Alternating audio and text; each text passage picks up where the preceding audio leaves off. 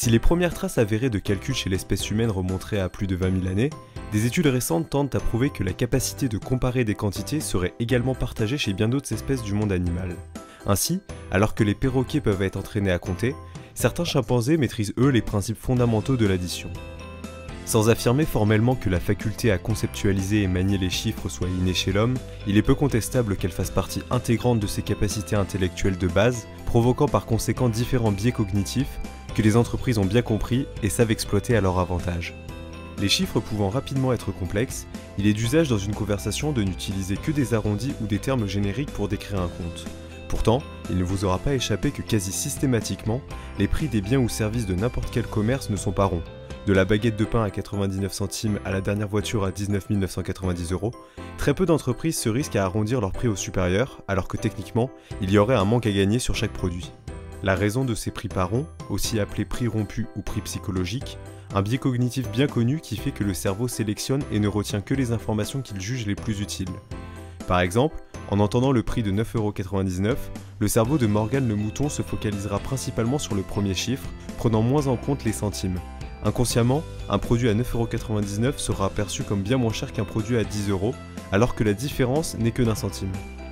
Et le plus étonnant, c'est que ce biais a un réel impact sur les décisions d'achat. Des études menées par Nicolas Guéguen et Odile Jacob ont pu démontrer une hausse des ventes de 15 à 30% rien qu'en baissant d'1 centime un prix initialement rond. Pas étonnant dès lors que les compagnies ayant tenté l'expérience récemment des prix ronds généralisés aient fait rapidement machine arrière. L'impact de cette manipulation reste cependant limité si le consommateur est averti et surveille de près son budget. En revanche, une autre méthode plus subtile est à même de détourner l'attention du client.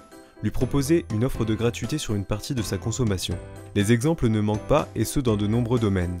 Un produit gratuit pour plusieurs achetés, la livraison gratuite à partir d'un certain montant de commande, un pourcentage de remise pour l'achat de produits en particulier. Si ces offres sont très fréquentes, c'est car leur coût pour l'entreprise est généralement modéré. Les livraisons sont groupées et donc peu onéreuses. Il en va de même pour les coûts de production unitaires, toujours plus faibles lorsque les quantités produites sont élevées.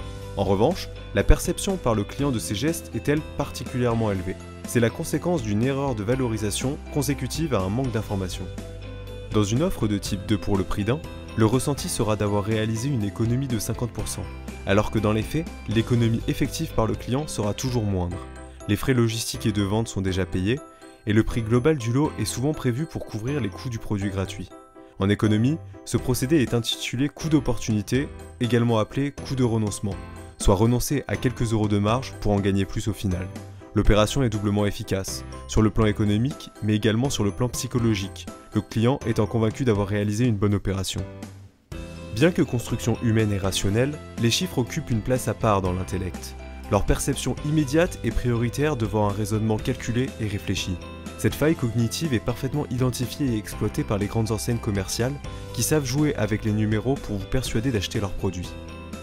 Si cela peut permettre de faire quelques économies, il est important de toujours garder à l'esprit que la seule consommation rationnelle est celle qui correspond à vos besoins et non celle qui vous donne l'impression d'avoir fait une bonne affaire.